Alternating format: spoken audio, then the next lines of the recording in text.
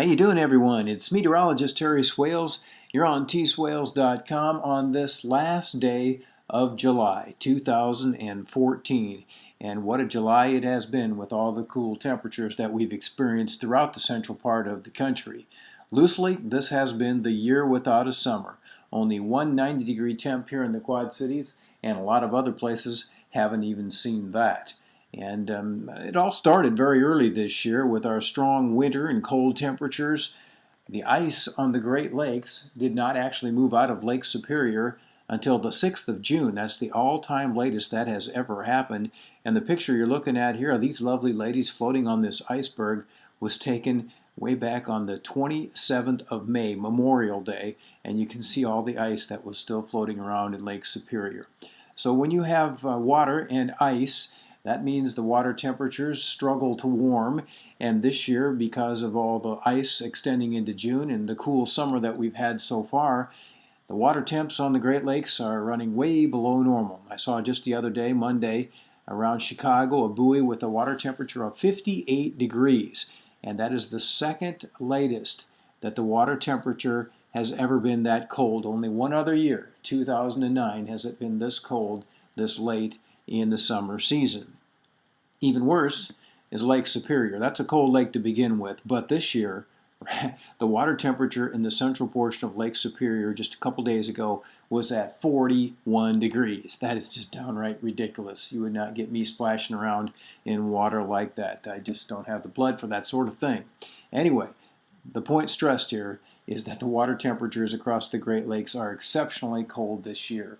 And that brings us to today. Another cool morning around the upper Midwest. Not quite as chilly as the last 2 days, but we still had a lot of temperatures that were back in the mid-50s throughout the area.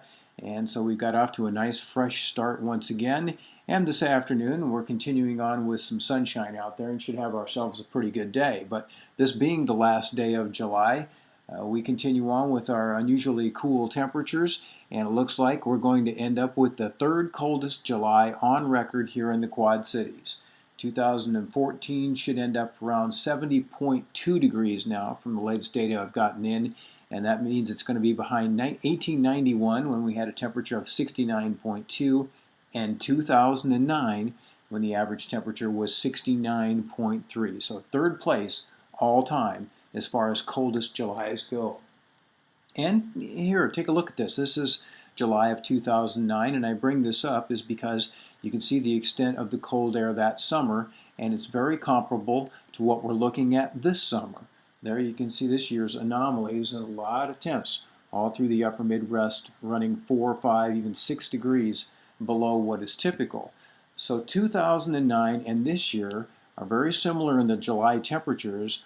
Also, there's some other factors going on that I think are going to be pretty similar before the year comes to a close. That's an upcoming El Nino that we are expecting.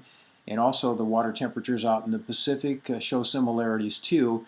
And so I think this is going to be a good analog for the upcoming winter. In other words, it's something that we can kind of take a look at and get an idea of what we might expect this winter. And so 2009's winter, not pleasant, I can assure you that much. 47 inches of snow in the Quad Cities and an average temperature 3.5 degrees below normal. That was another tough winter around here, and we could be looking at something like that once again this year. Something to keep your eyes and thoughts on in the months ahead.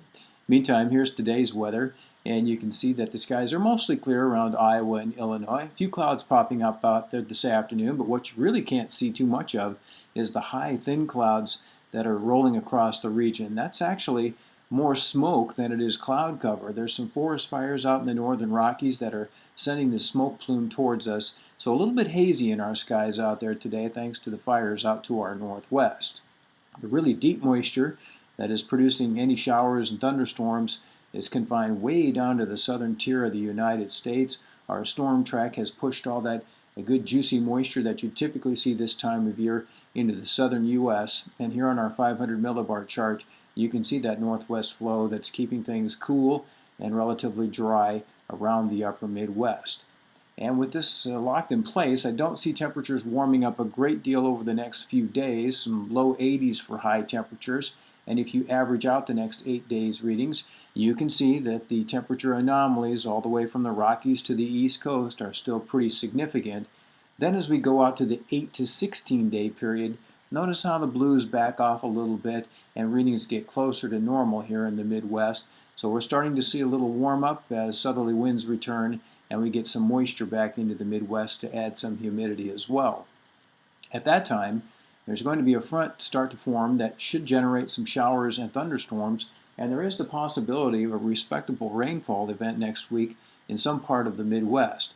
Now, the trends the past 24 hours have been to push this into northern Iowa, southern Minnesota, and Wisconsin. That area could be under the gun for some rains of 2 to perhaps 5 inches in a few locations, so things should turn wetter over the upper Midwest as we get towards next week. And how far south that rain gets right now, a little questionable, but something to watch. The trends are certainly there for a little more active weather pattern as we get towards next week. But meantime, today continues to be pretty nice around the area, and we'll get this good weather going here for another day or so before we start to see a little warm up in our temperatures and perhaps some scattered showers as we get towards next week, and maybe a thunderstorm in there as well.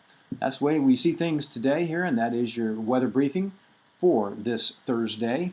You have yourself a terrific day, and as I always say, roll weather.